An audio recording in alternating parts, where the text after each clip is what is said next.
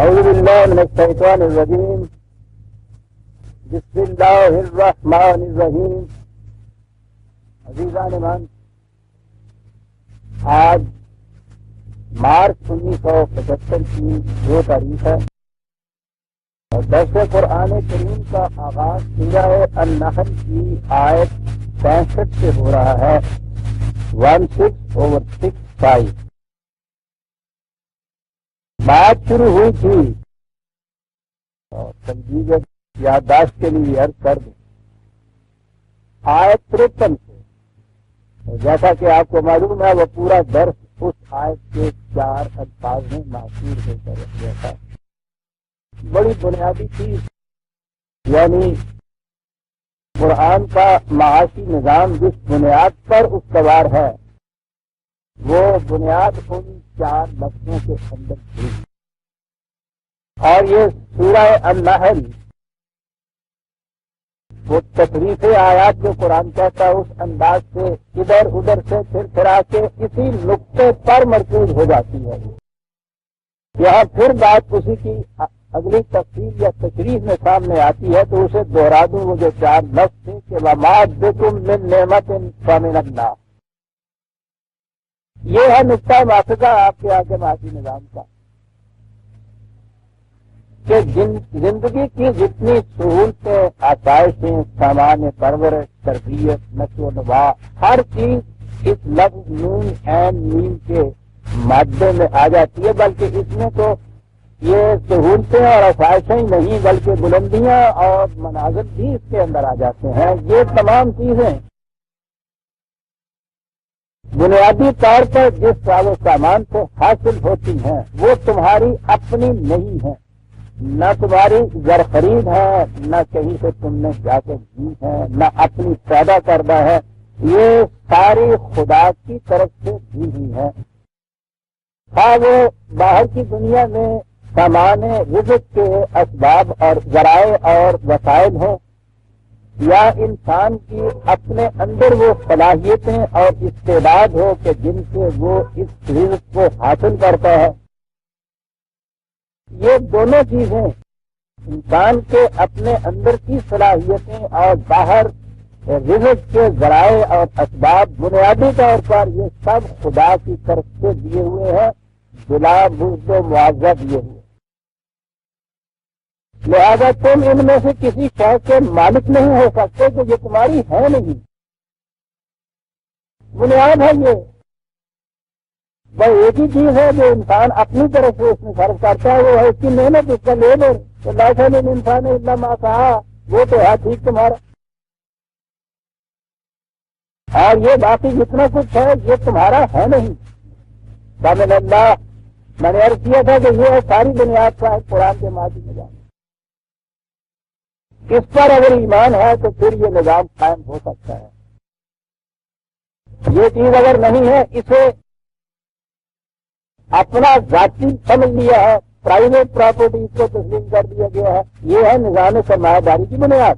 وہ جو اس کے الرغم بالمقابل اس نے قانون کی بات کہی، وہ بھی 4 ہی لفظ ہیں جو اس نے یہ کہا تھا کہ قال انما اوتیت علی علم عندی، علم عندی. یہ میری ہنر مندیوں کا نتیجہ ہے جو کچھ میں نے یہ حاصل کر رکھا ہے. یہ ہے جی 2 بنیادیں ہیں حقیقت میں. لمبی چوڑی بات ہی کچھ نہیں ہے اس میں. انہی بنیادوں پہ 2 مختلف متضاد عمارتیں استوار ہوتی ہیں.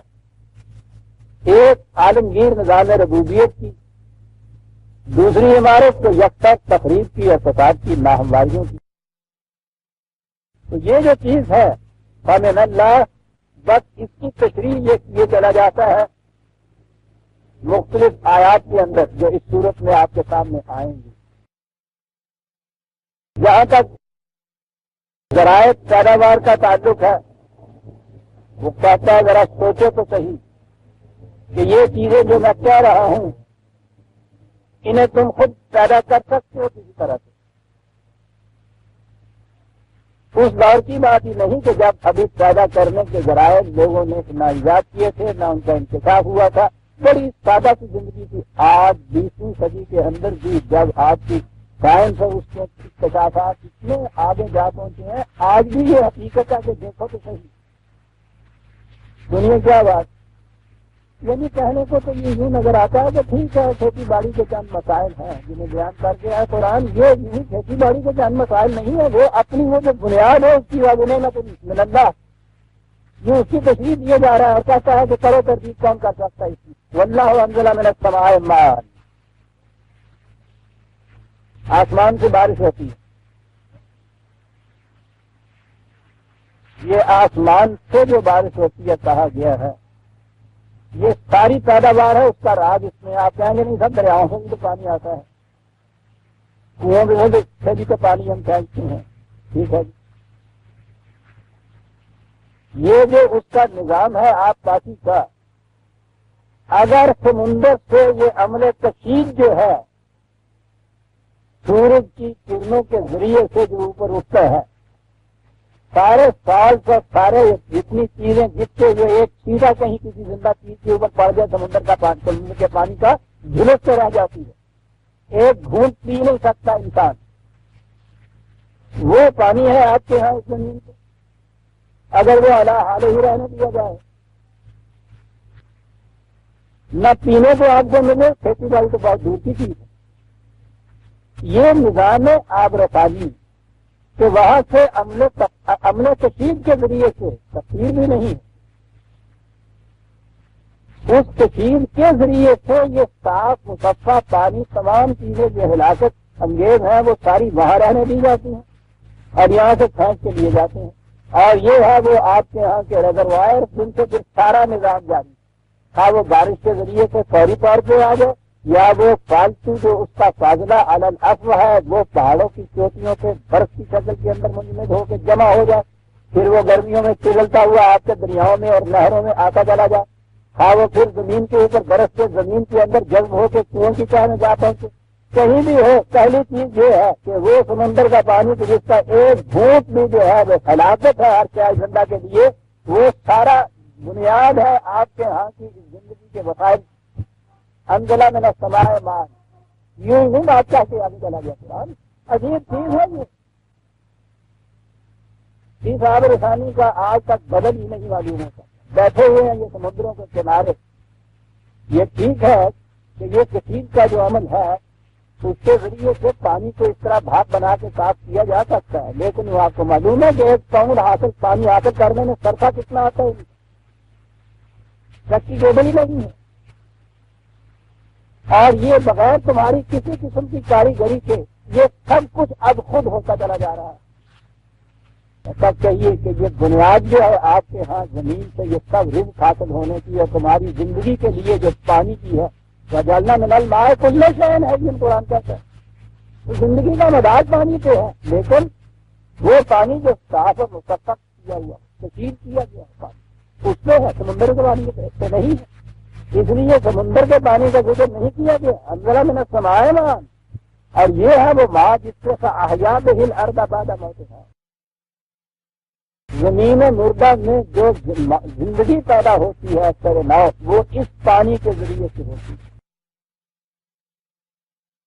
یہ پانی وہاں نہیں رہتا تو وہی زمین مردہ ہوتی ہے جسے بنجر کہتے ہیں آپ اور کیا کہتے ہیں، اس سے اسے زندگی ملتی ہے، تو کہتا بتاؤ تو صحیح اس میں کون سی چیز تمہاری پیدا کرنا ہے، پھر اس زمین سے پہلی چیز انا فی ذالک لآیۃ لقوم یسمعون، وہ یعنی بات جو تھی اس میں کون سی ایسی غور و فکر کی چیز ہے جو کہا گیا آسمان سے بارش برستی ہے اس کو زمین سے ریڑھی بھی پھولتی ہے، فصلیں اگتی ہیں اور ایک داستان بھی جانتا ہے اس کو، لیکن وہ کہتا ہے کہ اس میں ان کے لیے کہ جو ان باتوں کو غور سے ہوش سے سنتے ہیں حقیقت تک پہنچنے کی بہت بڑی نشانی ہے، یہ کون سی یہ نشانی ہے جو کہا گیا، وہی چیز جو کہا تھا من اللہ کہ جتنا سامان نشو و نما ہے بنیادی طور پہ وہ خدا کی طرف سے خدا کا ہے، خدا کی ملکیت، یہ ہے وہ چیز جو کہا گیا کہ جس میں بھی غور و فکر کرنے والے وہ جو ذرا غور سے سوچ کے سنتے ہیں ان باتوں کو، ان کے لیے جس میں بھی حقیقت تک پہنچنے کی بڑی نشانی ہے، وَإِنَّا لَكُمْ فِي الْأَنْعَامِ لَعِبْرَةً، اور زمین سے ذرا آگے آئیے، یہ مویشی تمہارے ہاں کے دودھ دینے والے جو جانور ہیں وہ انعام کراتے ہیں، ان مویشیوں کو تم دیکھو، اس میں بھی کیا لفظ استعمال کر جاتا ہے، یہ عبرت ہے۔ اردو میں تو ہمارے ہاں عبرت، نصیحت، معاذت، کتاب معنوں میں استعمال ہوتا ہے، بنیادی طور پہ اس کے معنی ہوتے ہیں کسی ایک مقام پہ آدمی کھڑا ہے، وہ ذریعہ جس سے کسی منزل تک پہنچ جائے انسان، وہ ہوتی ہے جسے عبرت کہتے ہیں۔ اصل میں یہ ذرا یہ کھیل کہلاتا ہے، یہ عبور کر لینا جسے لفظ ہے نا، یہ وہ ہے۔ تو یہ ہوتا کیا، اگر وہ درمیان میں عبرت نہ ہو جس کا نام پل ہے، اس کنارے پہ آپ کھڑے ہوں دوسرے کنارے پر پہنچ نہیں سکتے، مقصود بھی ذات نہیں ہوتا یہ پل، کسی دوسرے مقصد تک پہنچنے کا ذریعہ ہوتا ہے، اسے کہتے ہیں وہ عبرت۔ اس نے کہا مواشی جو ہے مقصود بھی ذات نہیں ہے، جو کچھ اس کے اندر بھی نظام ہے ہمارا، وہ بھی کسی حقیقت تک پہنچنے کا ایک ذریعہ ہے۔ اس پل کے ذریعے سے پار جائے، وہاں جا کے وہ حقیقت آ جائے جو تمہارے سامنے، جس کو ہم نے اپنا معاشی نظام کہا ہے۔ کیا کہا ہے؟ کامن اللہ، بات وہ کہی ہے نا ہم نے، اس بات تک پہنچنے کے لیے یہ تمہارے سامنے جو معاشی کر رہے ہیں، یہ بھی ایک پل ہے حقیقت میں، مقصود بھی بات نہیں ہے، وہاں تک بات وہاں تک پہنچے گا، خیال فکر تمہارا۔ ذرا غور تو کیجیے، نسقیکم مما فی بطونہ من بین فرث و دم لبنا خالصا سائغا للشاربین۔ کہتا ہے یہ دودھ بچے کے پیدا ہونے کے بعد پہلی زندگی کا سب سے پہلا سہارا، انسانی بچہ ہی نہیں، تمام حیوانات، ان سب کی زندگی کا سہارا تھی۔ تمہارے لیے بھی غذا کا سامان دودھ، بہترین غذا دنیا کی۔ کہا ذرا فرمائیے تو صحیح، کوئی ہے آپ کے ہاں کی ایسی ایجاد کردہ مشین کہ جس سے آپ یہ دودھ بنا لیں، یعنی دودھ سے دودھ بنانے والی بات کی مشین نہیں ہے، وہ گلیسے وغیرہ میں جو بنا رکھتی ہے، یا وہ راستے میں گڑی ہوئی مشینریاں جو ہمارے گوالوں کے قبضے میں ہوتی ہیں۔ خالص دودھ جو ہے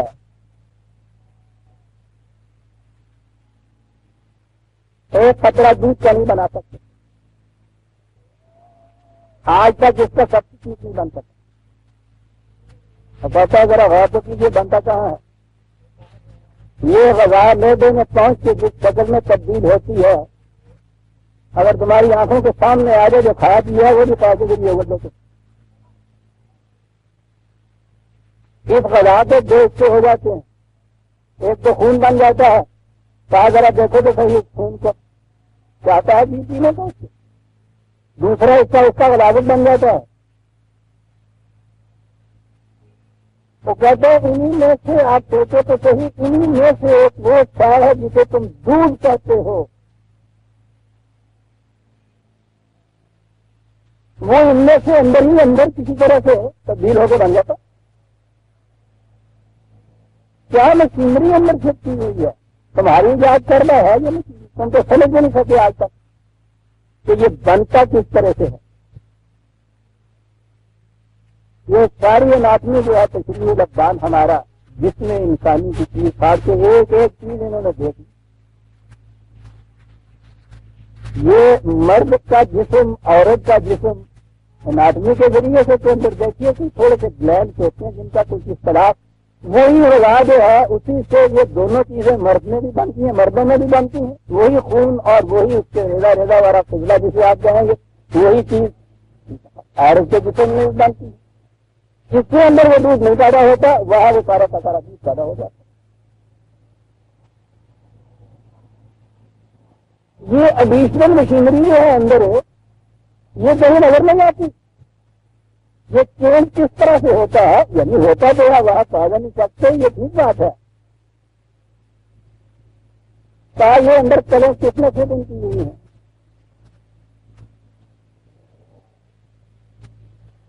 ان چیزوں سے اس قسم کی چیز کا پیدا ہو جانا جس کے اوپر پہلا تو وہ پانی کا ہے، ہر زندہ شے کا مداد پانی کے گھوم، اگلی چیز نشو و نما کی آ گئی زندگی کے بعد، نشو و نما میں بنیادی طور پر یہ دودھ ہے، تو کہا دیکھو تو یہ دودھ کیسے بنتا ہے تمہارا بنایا ہوا یہ دودھ؟ بلا مل جو معاوضہ ملتا ہے، جو اس کا معاوضہ، اس کی قیمت جو ہے وہ تو آگے چل کے ہمارے نظام سے آتی ہے نا، ہمارا جو نظام اس کے نظام کے تابع تو مفت ملتی ہے، وہی روٹی کھا کے زندہ رہنا ہوتا ہے، وہ تو زندہ رہنے کے لیے کھایا پیا جاتا ہے نا، اسی میں سے جو دودھ بن جاتا ہے وہی چارہ جو گالوں کو دیتے ہو، وہی چارہ گائے کو تم دیتے ہو، اس میں سے اتنا دودھ تمہیں ساتھ مل جاتا ہے۔ یہ نعمت نمٹنا ہے یا نہیں تمہارے؟ دودھ ملتا ہے خالص، خالص ہوتا ہے ان چیزوں میں سے کوئی چیز جو پھینک کے باہر نکال لی جائے، شکایت یہ نہیں ہے کہ باہر سے ہم ڈھول دیتے ہیں، یہ گوالوں کا دودھ تو نہیں جو باہر سے ڈھولا جاتا ہے اور وہ پھر دوسرے کا من بنتا ہے، خالص اسی میں سے یہ نکالا ہوا دودھ سارے دودھ۔ ذرا اتنی سی چیز دیکھیے کہ ہوتا یہ دودھ ایسے کا ایسا ہی اور ہوتا یہ سرخ رنگ کا یا ہوتا یہ سیاہ رنگ کا،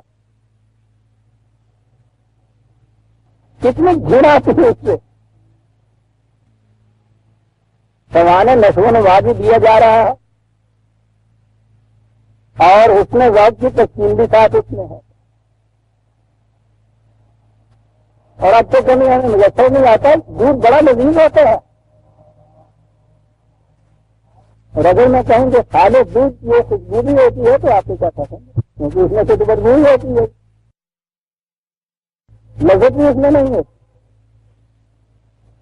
خالص سارے بھی بتا، اور آگے چلیے، ومن ثمرات النخیل والعناب، تاکہ یہ درخت پھلدار، کھجوروں کے درخت، انگوروں کے درخت، اتنی سائنس ترقی کر گئی ہے، بیج کے بغیر آج تک کچھ نہیں اگا سکے، اور بیج کسی سائنسدان کا پیدا کردہ نہیں ہوتا، پیدا کر ہی نہیں سکا آج تک کوئی سے۔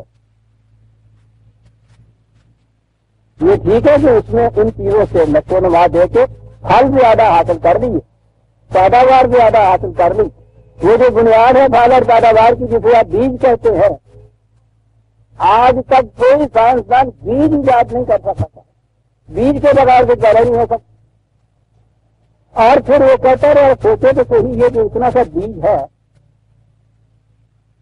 وہ اتنے سے بیج سے یہ سارا کچھ پیدا کرتا چلا جانا، پیدا کرتے چلے جانا، اس میں تو تمہاری محنت کا دخل تو ہوتا ہے، وہ یہی ہے، کہاں تمہاری وہ صحیح تو ہوتی ہے، اس میں تو پانی دیتے ہو، اس میں وہ کھیتی کرنے کے لیے ہل چلاتے ہو، رکھوالی کرتے ہو، یہ سارا کچھ، یہ جو بنیاد ہے اس کی بیج میں سے جو درخت بنتا ہے، درخت میں جو پھل لگتے ہیں، پھلوں سے تمہیں یہ رزق ملتا ہے، یہ مشینری تو تمہاری ایجاد کرنا نہیں، بنا ہی نہیں سکتے تم اس قسم کی مشین، کوئی مشینری نہیں ایجاد ہوئی جس میں میں نے عرض کیا ہے کہ بیج کے بغیر کہیں سے پودا یا کوئی درخت اگ سکے یا فصل ہو سکے، یا جو کچھ تم بیج میں بوتے ہو اس سے الگ پھل لے لو، وہ تشریح ہوئی جا رہی ہے کہ جتنی نعمت کی چیزیں ہیں فمن اللہ، یہ چیزیں پھر اس میں سے تمہارا استعمال ہے جس میں فرق پیدا ہوتا ہے، یعنی بات تو یہ کر رہا تھا، جاتے جاتے دو لفظوں میں بات یہ کہہ دیا، من ہو سب کا خزون ہے، من ہو سکرم ورزقا حسنا، یہ کھجور اور یہ انگور تم میں سے ہر ایک کے پاس آتے ہیں، اب اس کا استعمال ہے جو فرق کرتی ہے، کوئی ہے کہ اس سے شراب پھینک لیتا ہے، تقید کر لیتا ہے، نشاور چیزیں اس سے بنا لیتا ہے۔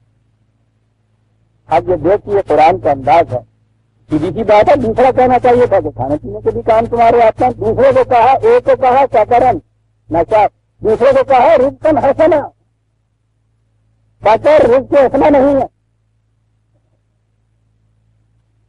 اس طرح تمیز کرتا چلا جاتا ہے ان چیزوں میں۔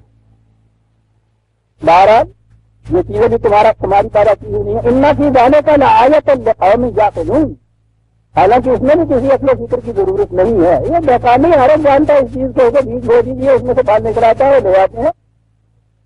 کوئی اسے گلاس ہڑا کے اس میں سے کوئی شراب کی چیز بتی پیدا کر دیتا ہے, گھاٹے پیتے بھی اس میں ان سے کون سی بات ہے. بیکانی جاتے دھوم ذرا سے فکر سے کام دیجیے, وہ اسی نقطے پہ پہنچا چلا جا رہا ہے. کامن اللہ سوچو تو صحیح, کس کا نظام ہے جو یہ چیزیں تمہیں دے رہا ہے کوئی کاریگری ایسی تم نے کہ بیج سے لگا دیا چیز پیدا کر لیں. کامن اللہ چلے گا آگے چلیے.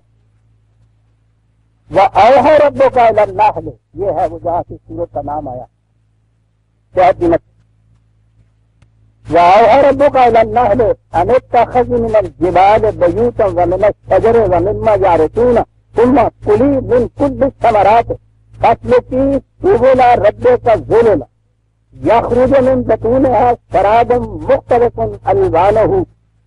اب بات ہے آگے تھی شفاء للناس, اور آخر میں وہ یہی بات ہے کہ إِنَّ فِي ذَلِكَ لَآيَةً لِقَوْمٍ يَتَفَكَّرُونَ. پھر وہی بات آ گئی. شاید کی مچھلی اس کا چھٹا اس میں سے شاید نکلنا ہے, اس میں کسی غور و فکر کی ضرورت ہے. یہ سارے جال بچانی لگا رہے ہیں, ان چھٹوں سے شاید نکال لیتے ہیں, وہ خود ہی لگا دیتی ہے. آج کہا نہیں, بڑے غور و فکر کی ضرورت ہے اس میں, اور خاص طور پہ اس کے لیے تو لفظ پہلے اوحا آیا ہے. یہی کی ہے خدا نے اس کی طرف. یہ وہی کا لفظ صحت کی مچھلی کے لیے نہیں ہے. اوحا ربوں کا لفظ سما بھی آیا ہے, ہر اس کے لیے بھی ہے جو نہ ربا کا اوحا ہے. یہ اشیاء کائنات کے اندر جو چیز جبلی طور پر رکھ دی جاتی ہے, ان کی فطرت میں رکھ دی جاتی ہے, وہ جو انہوں نے علم کسب و ہنر سے حاصل نہیں کیا ہوا ہوتا, ان کے اندر خدا کی طرف سے یہ چیزیں رکھ دی گئی ہوتی. ان چیزوں کو وحی کہا گیا ہے. اشیاء کائنات کی طرف جو چیزیں جبلت جسے آپ کہتے ہیں, یہ جانداروں کے اندر انسٹنکٹ جنہیں کہتے ہیں, یہ ان اشیاء کی فطرت جسے کہتے ہیں. یہ پانی کی فطرت ہے کہ اگر اس کے سامنے کوئی روک نہ ہو تو وہ نشیب کی طرف بڑھتا ہے, وہ خاص درجے پہ جا کے زیفر بن جاتا ہے, جم جاتا ہے. جو کی فطرت ہے کہ اس میں سے جو پودا پیدا ہوتا ہے اس میں جو لگتے ہیں. بکری کی ایک اپنی فطرت ہے کہ گھاس کھاتی ہے, شیر کی اپنی فطرت. یہ ساری چیزیں جو ہیں آج خود ان کے اندر پیدائش سے ہی جو چیز موجود ہوتی ہے, اسے بھی خدا نے وہی کہہ کر پکارا ہے, خدا کی طرف سے دی ہوئی ہدایت. یہ تمام خارجی اشیاء کے اندر اب خود ہوتی ہے, ہر بچے میں پیدائشی طور پر ہوتی ہے. مرغی کے بچہ جو چوہا نکلتا ہے اس کو اپنے طور پہ پیدائش کے ساتھ معلوم ہوتا ہے کہ میں نے پانی کی طرف نہیں جانا. بچ کے بچے کو یہ معلوم ہوتا ہے پیدائش کے ساتھ ہی کہ میں نے دوڑ کے پانی کے پاس چلے جانا. ان چیزوں کو بھی قرآن نے وہی قرار دیا ہے. وہ ڈائریکشن زندگی کی کہ جو خدا کی طرف سے دی جاتی ہے. اب خدا کی طرف سے دی جانے کا جو ذریعہ ہے اس میں ذرا فرق پڑے گا کہ انسانوں کی زندگی میں اور ان میں ڈائریکشن یا ڈائریکٹو جتنے بھی یہ ہیں یہ سارے خدا کی طرف سے جو دیے جاتے ہیں اسے وہی کہہ کر پکارا گیا. یہ انسانوں کی طرف جب آئے گی وہی, اس کے لیے میں الگ آپ کو بتاؤں گا کہ وہ ایسی نہیں کہ ہر انسانی بچے کے اندر رکھ دی گئی ہو. وہ ایک خاص مخصوص برگزیدہ ہستی کو دی جاتی تھی وہ وہی, اور وہ انسانوں تک پہنچاتا تھا. یہ ہے وہ وہی جو انبیاء کو ملتی, جو غیر اجنبی کو خدا کی طرف سے براہ راست نہیں مل سکتی. کسی غیر اجنبی کو کسی نبی کے مخاطب سے ملے گی یہ وہی. یہ جو قرآن میرے سامنے ہے یہ خدا کی طرف سے ادا کردہ وہی ہے. مجھے براہ راست حاصل نہیں یہ ہوئی, بکری کے بچے کی طرح یا چوزے کی طرح میرے اندر پیدائش سے یہ چیز نہیں تھی. یہ ایک پیغمبر کی وساطت سے ملی ہے. ہم کسے کہتے ہیں وہ وہی جو انسانوں کی طرف خدا دے. اور پھر میں یہ بھی عرض کر دوں, یہی وہ جو مغالطہ دیا جاتا ہے کہ ہاں صاحب وہ غیر نبی کو بھی وہی ملتی ہے. دیکھنا ہم نے موسیٰ کے متعلق قرآن نے کہا ہے کہ وہی کی حواریوں کی طرف خدا نے کہا وہی کی. چلیے صاحب دو آیتیں کوٹ کر دی، ان کو پتا ہے کہ ان بیچاروں نے کبھی قرآن کا تو مطالعہ نہیں کیا، وہ حیران ہو جاتا ہے کہ آزاد لفظ وہی تو ہے، وہ عربی زبان جو ہے اس سے نابلد نہیں ہے، یہ تو دھوکہ دیتے ہیں، ان کو پتا ہے یہ باتیں علم نہیں ہے، عربی لغت کے کتابوں کے اندر میں لکھا ہوا ہے یہ چیز، تو عرب یہ اس معاملے کو یوز کرتے تھے، کوئی حکم کسی دوسرے کی طرف جو بھیجا جائے خواہ اس کا کوئی ذریعہ ہو تو وہ وہی کہتے تھے۔ موسیٰ کی طرح خدا نے اپنے کسی برگزیدہ انسان کے ذریعے سے ایک بات بھیجی، عربی قاعدے کی روح سے اسے آ جائیں گے۔ کسی ایک ہی کے ذریعے کوئی خبر دوسرے تک پہنچنا، شرط اس میں یہ ہے کہ اسے علم ہو جائے کہ یہ کس کی طرف سے آئے، یہ شرط تھی اس میں، عربوں کے یہاں اسے ضرورت ہے کسی ذریعے سے کسی کی طرف کوئی حکم بھیجنا بشرطے کہ اسے علم ہو جائے کس نے بھیجا ہے، یہ وہی کہلاتا ہے۔ موسیٰ کی طرف وہی، حواریوں کی طرف حضرت عیسیٰ علیہ السلام بیچ میں بیٹھے ہیں، ان کے ساتھ ان کے وہ مصاحب یا حواری یا صحابہ یا مومن ہیں، نبی کی موجودگی میں درمیان میں بیٹھے ہوئے ان کی طرف الگ جو وہی ہو، اگر ان کا یہ مان لیا جائے کہ خدا کی طرف سے براہ راست ان کو بھی جبریل آ کے وہی دیتا تھا، تو یہ عجیب وہی تھی کہ ایک نبی بیچ میں بیٹھا ہوا اس کو تو نہیں بتایا جاتا، اور یہ جو اس کے آگے وہ مومن کی جماعت مومن ہے ان کی طرف براہ راست آ کے وہ جبریل کو کیا جاتا ہے، کہنے نہ دیکھنا کہانی دسیا نہ بتایا جاتا ہے، یہ سب اس لیے انہیں پتا ہے کہ یہ لوگ ناواقف ہیں۔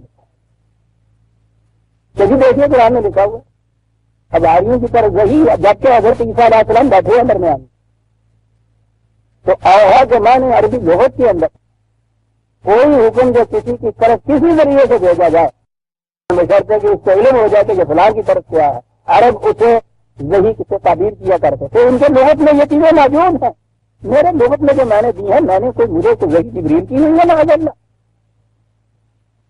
یہ عربی زبان کے جو لغت ہیں انہیں کے اندر سے یہ چیزیں آئی ہیں۔ بات میں کہہ رہا تھا کہ اس زمانے میں اوحا ربوں کا علم نہ ہے، شہد کی مکھی کی طرف بھی ہم نے وہی کی، خصوصیت سے شہد کی مکھی اس زمانے میں تو شاید یہ بات جو قومی یا تفکرون کی بات تھی شاید وہاں نہ سین میں آئی ہو۔ آپ کو معلوم ہے کہ آج اتنی بڑی کتابیں لکھی گئی ہیں شہد کی مکھی کی زندگی کے اوپر، یہ لوگ ہیں حقیقت میں جن کو آپ ریسرچ طالب یا مبحث کہہ سکتے ہیں، وقف کر دیتے ہیں اپنی زندگی ایک آئٹم کے اوپر۔ یہ جو وائٹ آرمس ہیں ان کے متعلق اتنی موٹی کتاب ہے، اور یہ شہد کی مکھی کے متعلق جو ریسرچ ان کی چیز ہے یہ ہے قانون یہ تفکرون، یہ ہمیں تو اتنا ہی پتا ہے کہ متعلق میں یہ لڑ جاتی ہے تو منہ سجا دیا گیا اللہ لگا کر، باقی یہ جڑا شاید آ گیا شاید ہو کے جڑا دا ہوتا ہلا ہوتا ہے، اب یہ شاید دا ہوتا سی ہوں مشین کا بنایا ہوتا ہے۔ ان سے پوچھیے لے قانون یہ تفکرون، ان کی ریسرچ دیکھیے کہاں تک وہ لے آئے۔ یہ اندر جو کچھ کارخانے کے ہوتا ہے چھتے کے اس کو تو چھوڑیے، یہ جو خود چھتا بنتا ہے بڑے بڑے آرکیٹیکٹ جو ہیں جی اس کو لے کے بیٹھے ہوئے ہوتے ہیں اس چھتے، ہشت پہلو خانے جو ہیں اس قسم کے، وہ کہتے ہیں کہ باریک ترین جو جیومیٹری کے بنے ہوئے ہیں حالات وغیرہ ان سے بھی اتنے اسپیسیفک اسپیسیفکیشن کے اعتبار سے نہیں بنتے، جس اعتبار سے وہ لاکھوں کی تعداد میں وہ خانے اس کے ہوتے، باہر سے اندر تک جاتے ہوئے جو ان میں اختلاف پیدا ہوتا چلا جاتا ہے ان خانوں کے اندر۔ عجیب و غریب ریسرچ صرف خالی چھتے پہ ہوئی تھی۔ پہلے تو یہ الفاظ لے لیجیے پھر آگے میں چلیں گے۔ ہم نے وہی کی اس کی طرف سے وہ پہاڑوں میں درختوں میں اور پھر جو یوں مکھیاں پالنے والے جو ہیں وہ ان کے لیے جو بنا دیتے ہیں بیلے چڑھا دیتے ہیں درختوں پہ یا کسی اور جگہ، کوئی چیز جس کو ہم عام طور پہ کٹیا کہتے ہیں، ہم نے وہی کی کہ ان کے اندر گھر بناؤ، ثم کلی من کل الثمرات، یہ میں ذرا آگے چل کے عرض کرتا ہوں۔ پھر ہم نے اس کی طرف وہی یہ کی جاؤ اور ایک ایک پھول سے رس کی، اندازہ لگائیے آپ لفظ ہے اگلے فصلوں کی سبولا رکھتے، سبل، سبیل کی جمع راستے، یہ جو راستے تمہیں بتائے گئے ہیں ان راستوں پہ چلو ہمارے قانون کی اطاعت کرتے ہوئے۔ راستوں پہ چلا جاتا ہے یا تو سفر کی طرح، وہ خاص مقصد کے ماتحت خاص قاعدے کے ماتحت سفر کیا جاتا ہے۔ ایک مقصد لے کے گھر سے نکلنا، سیدھا وہاں جانا، مقصد حاصل ہو پھر واپس آنا، یہ تو سفر ہے۔ یہ ہے جسے کہا ہے فصل کی سبلا ربے کے ذلیلا، ایک ایک لفظ کی آوارگی نہیں ہے اس میں۔ وہ اگر ذلیلا نہ ہو، اطاعت نہ ہو قوانین کی اور اس میں وہ سفر ہو تو وہ آوارگی ہوتی ہے، اور اگر ان چیزوں کو ملحوظ رکھ کے سفر کیا جائے تو وہ سفر ہوتا ہے بامقصد اطاعت کرتے ہوئے۔ ذرا یہ دیکھیے یہ سلک جو قرآن نے سبل جو قرآن نے کہا ہے، یہ کیا راستے ہیں جو ساتھ کی مچھی طے کرتی۔ میں مختصراً عرض کروں گا ان کے متعلق جو ریسرچ ہوئی۔ ایک مکھی صبح سے شام تک اپنے وزن سے، اپنے جسم کے وزن سے 500 گنا زیادہ وزنی شہد کا مادہ کھینچ کے لاتی۔ اسے ایک چمچی شہد کی بنانے کے لیے 2000 پھولوں میں سے رس چوسنا پڑتا ہے۔ اسے ایک ٹن وزنی شہد بنانے کے لیے اپنے چھتے سے پھولوں تک جانے کے لیے 37,000 مرتبہ ان راستوں کو طے کرنا پڑتا ہے، اور ان کا اوسط فاصلہ جو ان لوگوں نے اس کے متعلق بتایا ہے وہ 50,000 میل کا ہوتا ہے۔ کرۂ ارض کے گرد 2 دفعہ اگر چکر لگایا جائے تو اتنا بنتا ہے۔ یہ آپ دیکھ رہے ہیں سبل اور رب کا ظلم، یہ سبل کیا تھا؟ ان سے پوچھو جنہوں نے ان راستوں سے ان کے پیچھے چل چل کے دیکھا کہ یہ سبل کیا ہے۔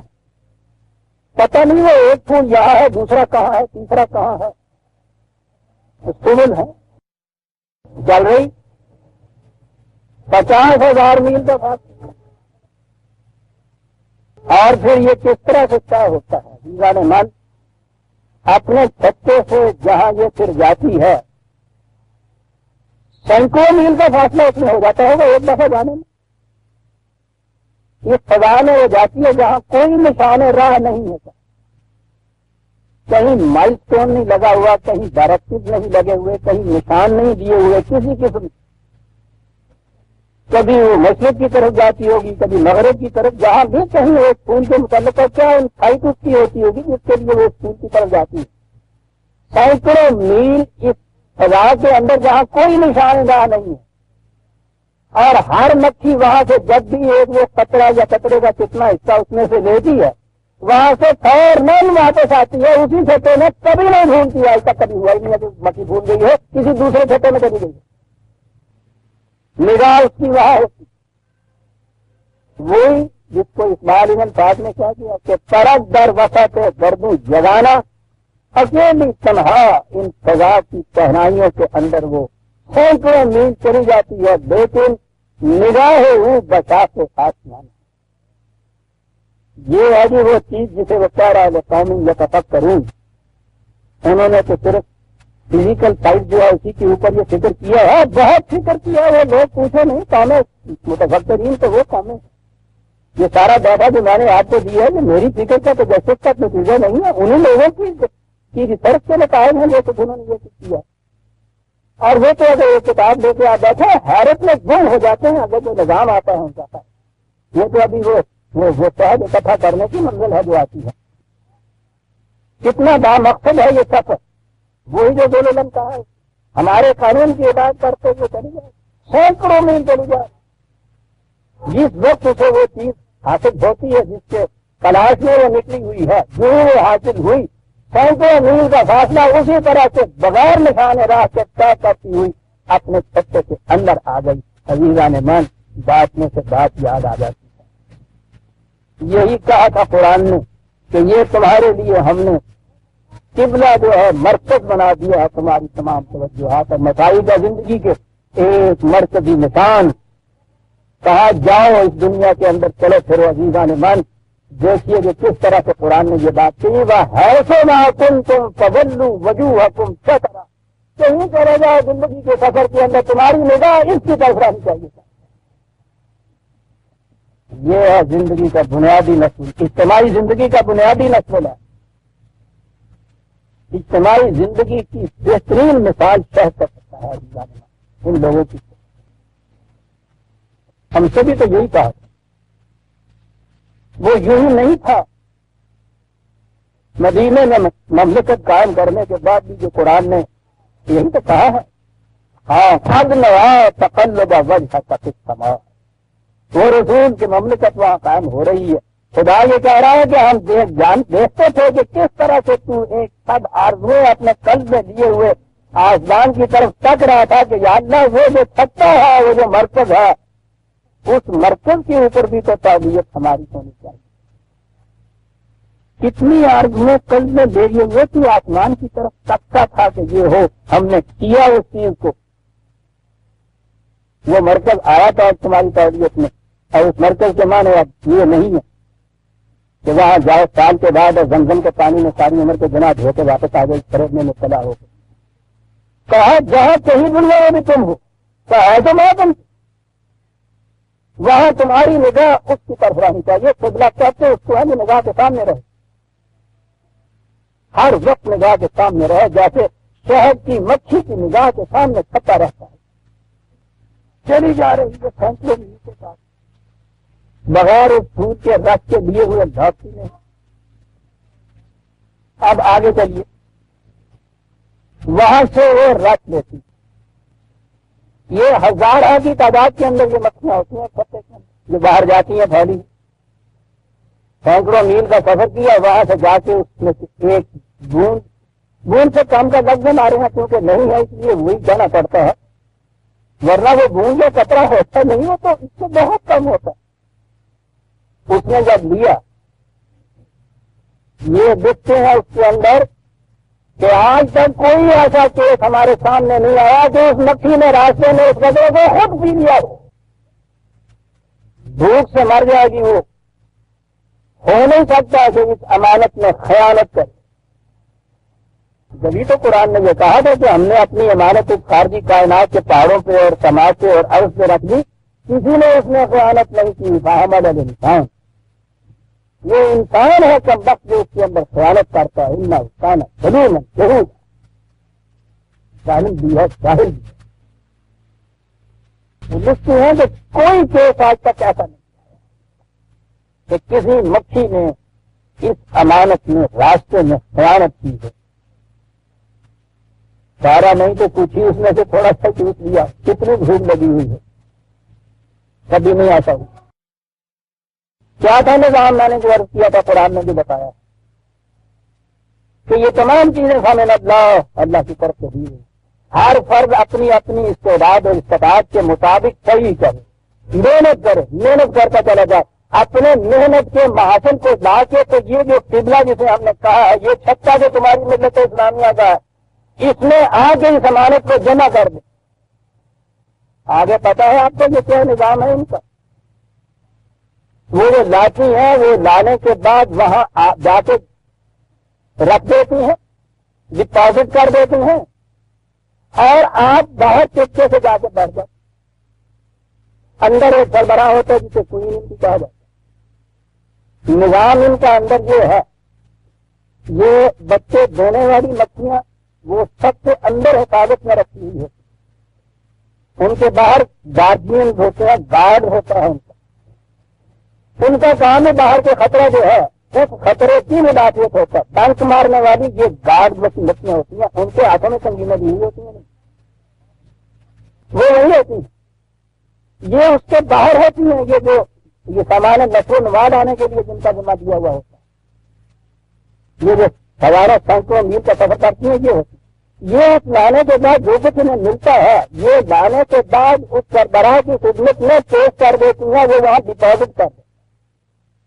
اس ڈپازٹ کیے ہوئے میں سے جو بہترین حصہ اس کا ہوتا ہے نشو و نما کے لیے، وہ جو اندر ہوتی ہیں جنہوں نے زیادہ بچے نہیں دیے یا بچے دے دیے ہیں تو ان بچوں کے لیے یہ اس میں سے تو وہ سارے کا سارا ان کے حصے میں آ جاتا ہے سر.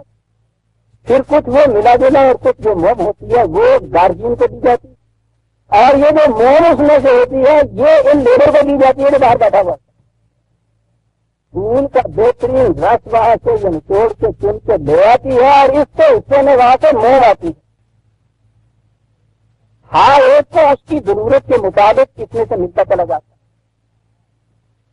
کوئی مکھی یہ نہیں کہتی کہ صاحب میں نے جان مار کے محنت کر کے کتنا عمدہ لطیف اور چیری رس نکال کے لائی تھی. وہ تو انہیں دیا جاتا ہے کہ وہ کچھ بھی نہیں کرتے اور ہمیں یہ گاؤں کی روٹی مل رہی. یہ جو ان کے ہاں تقسیم عمل ہے, عجیب چیز ہے کہ ان مکھیوں کے اندر کی بناوٹ اس قسم کی ہے کہ یہ لیبر کرنے والی مکھیاں جو ہے وہ اپنی استطاعت لیے ہوئے ہوتی ہیں, گارجین اپنے لیے ہوئے ہوتی ہیں, پیدا کرنے والی الگ لیے ہوئے ہوتی ہیں. ہمیں سب مکھیاں ایک جیسی نظر آتی ہیں. کیا کہا تھا قرآن نے, وَرَفَعْنَا بَعْضَهُمْ فَوْقَ بَعْضٍ دَرَجَاتٍ لِيَتَّخِذَ بَعْضُهُم بَعْضًا سُخْرِيًّا فَتُسْرِي قُوَّةً تَجْدِي. یہ جو مختلف قسم کی آپ ان کے اندر ٹیلنٹ, ایبلٹیز, استطاعت, کیپیسٹی, صلاحیتیں دیکھ رہے ہو, اس لیے ہے کہ ایک چھتے کے لیے مختلف کام ہوتے ہیں جو مختلف میں کرنے ہوتے ہیں. یہ اختلاف مدارک اس لیے ہوتا ہے. یہ نہیں ہوتا کہ جو رس چوس کے لائے وہ رس ہی اپنا پی جائے کہ میرا حصہ ہے, پرائیویٹ پراپرٹی میری ذاتی ملکی ہے. تھی اتنے آرام لگ بیٹھے ہو, چاچے لگ رہے ہیں, جان نام آدمی ہے, 37,000 میٹ 5 لاکھ طے کر کے آئی ہے, تھی بیٹھے ہوئے اندر جناب. کیا کہہ دیا قرآن, وَرَفَعْنَا بَعْضَهُمْ فَوْقَ بَعْضٍ دَرَجَاتٍ لِيَتَّخِذَ بَعْضُهُم بَعْضًا سُخْرِيًّا. یہ اختلاف مدارک جس لیے ہے, تقسیم عمل کے لیے, تبیینت لیبر ہے. یہ اس لیے اس بنا کے اوپر کوئی یہ نہیں کہہ سکتا کہ صاحب مجھے اس میں سے جو مالا ہے یہ میری ملکیت ہے, انہیں نہیں دیا جا سکتا, سوال نہیں. اور اس سارے جتنا بھی ہے اس کے اوپر کنٹرول ایک مرکز ہوتا ہے جس کا کنٹرول سجانے کا جالنا کو امتن وسطن یکون شہداء علی الناس. تمہیں ہم نے ایک بین الاقوامی قوم بنایا ہے تاکہ تم تمام نو انسانی کے اعمال کی نگرانی کرو. وہ یکون الرسول علیکم شہیدا, اور تمہارے اوپر تمہارا ایک مرکز جو ہے وہ رسول ہے, وہ تمہارے اعمال کی نگرانی کرے. شہد کے چھتے کے اندر ایک کوئین ہوتی, سارے اس نظم و نسق کی مالک وہ بیٹھی ہوئی. یہ چھتے کے کھانوں سے لے کے یہ حصول رزق کے لیے اتنی مساعی اور کوشش, آگے اندر جا کے پھر اس میں سے یہ الگ الگ کرنے والی چیزیں کہ یہ شہد ہے, یہ اس کے درمیان کا حصہ ہے, یہ موم کا حصہ ہے, پھر اس رزق کی تقسیم ہر ایک کو اس کی ضرورت کے مطابق, یہ سارا کچھ نظام جو ہے یہ کس طرح سے ہوتا ہے. آئے ہاں ربوں کا علم,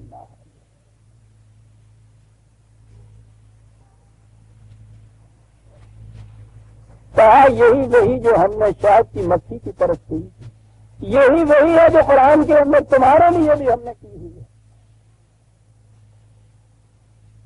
اور اب بات سمجھ میں آئی لقوم یتفکرون کی, فی ہے شفاء للناس. ٹھیک ہے, طبی طور پہ اگر دیکھا جائے شہد کے اندر امراض کے لیے بھی شفا کی بات ہوگی, لیکن میں سمجھتا ہوں کہ قوم یتفکرون جو قرآن نے کہا ہے کہ نئے انسانی کے امراض کی شفا اس نظام کے اندر ہے جس کے اندر تم دیکھ رہے ہو, اور جو وحی کی روح سے کام کیا جاتا ہے. یہ شفا صرف بیماریوں کے لیے یہاں نہیں کہا گیا, یتفکرون کی بات ہے. یہاں صحت کی شفا جو فضا کے اعتبار سے یا بیماریوں کے لیے ہے, اس میں فکر کی ضرورت نہیں. قرآن کے متعلق بھی تو شفاء للناس کہا ہے قرآن نے. وہ کون سی شفا ہے؟ یہی الفاظ شفاء للناس, یہی الفاظ ہے جہاں شفاء اللہ. یہ ٹھیک ہے, کبھی طور پہ آپ دیکھیں گے تو ٹھیک ہے, صحت کے متعلق کہہ لیجیے, لیکن یہ جو چیز ہے آیات لقوم یتفکرون, یہ شفاء للناس. اور اس لیے بھی کہ بات جو آگے چلتی ہے, اب یہ دیکھیے کہ بارش برسانے سے بات شروع ہوئی, زمین سے فصلیں اگانا, درختوں میں پھل پیدا ہونا, دودھ ملنا, شہد کی چھتے کا پورا نظام سامنے لانا, اور لانے کے بعد کسی قرآن میں ربط نہیں، ربط میں کہاں نظر آ سکتا ہے؟ تیرے دماغ میں وہ کھانا ہو تو کیا چاہیے؟ یہ سارا کچھ کرنے کے بعد کہا اب دیکھو آؤ اپنی دنیا کی طرف، واللہ خلقکم ثم یتوفاکم ومنکم من یرد الی ارذل العمر لکے لا یعلم بعد علم شیئا ان اللہ علیم خبیر۔ انسانی زندگی کی طرف آ جاؤ، بچے پیدا ہوتے ہیں تمہارے ہیں، نشو و نما پاتے ہیں، کوئی بھرپور نشو و نما پا لیتا ہے، یہ تو وفات کے معنی وفات پانا نہیں ہوتا، اس کے معنی پورا ہونا بھی ہوتا ہے، ہو سکتا ہے اس کے معنی پوری شدت جس کو کہتے ہیں جوانی کی بھرپور جوانیوں تک پہنچے، پھر اس کے بعد انسان بڑھاپے کی عمر میں پہنچتا ہے، بڑھاپے کی عمر میں جانے کے بعد پھر آہستہ آہستہ طباع مزمحل ہوتے ہیں، دماغی صلاحیتیں کم ہوتی ہیں، نسیان و ظہور بھی ہو جاتا ہے، ایسی چیز آ جاتی ہے کہ جن چیزوں کا علم حاصل کیا تھا وہ چیزیں بھی بھولنے کی بھی ہوتی ہیں۔ کہتا ہے یہ جو مدارج ہیں ایک انسان کے یا ایک فرد پہ غور تو کیجیے، بچہ بھرپور جوانیوں والا، بڑھاپے کی عمر والا، اقتصاد رزق کے اندر فرق ہے یا نہیں ان میں، ان مدارج کے اندر بچہ کچھ بھی پیدا نہیں کر سکتا، بیشتر اس کا پیداوار کا جوان تک کا جو ہوتا ہے بھرپور قوتوں والا تباہیوں نے وہ پیدا کرتا ہے، بڑھاپے میں آنے کے بعد پھر وہ پیدا کرنے کی صلاحیتیں پھر کمزور ہو جاتی ہیں، کم ہو جاتی ہیں، پھر کمی ہو جاتی ہے۔ کہا بتائیے تو صحیح، یہ جو اختلاف پیدا ہو رہا ہے اقتصاد رزق کے اندر ان کا، اگر رزق کی تقسیم جو ہے وہ اس بنیاد کے اوپر ہو کہ جو کماتا ہے یہ اسی کا ہے، یہ پوری نو انسانی جو ہے اگر کو ہو جائے اس کا، بچے کو تو جو ہی کچھ نہ آگے شام کو تم پوچھو نا اس کی وہ اپنی بیوی سے کہ تم سے کہتی ہے کہ داعش کے دودھ کے لیے پیسے کیا کمائی کرتا ہے، یہ جوان بیٹا جب نہیں کمائی کرتا تو آپ پوچھتے ہیں پھر اتنا بڑا ہٹا کٹا ہو گیا کماتا کیوں نہیں ہے ٹھیک، اور جو پھر بوڑھا باپ ہو جاتا ہے اس کے لیے پہلی چیز دوائی کی ضرورت پڑتی ہے۔ کبھی آ کے میں سعادت مند بیٹوں کی بات کر رہا ہوں، یہ دودھ کے ڈبوں کے پڑے ہوئے بچوں کی بات نہیں کر رہا، ان کے یہاں وہ تعلق ہی نہیں رہتا جو باپ اور ماں کے ساتھ رہنا چاہیے، مکینیکل ہو جاتا ہے۔ باپ کے ساتھ تعلق بیٹے کا اتنا ہی ہوتا ہے جیسا بینک کے مینیجر کے ساتھ ہوتا ہے، فٹ بازے کہتے ہیں یہ دیکھتے ہو کہ ایک ہی فرد کی زندگی کے اندر اقتصاد رزق کی صلاحیتوں میں کس قدر فرق آتا چلا جاتا ہے، بچپن سے بڑھاپے تک۔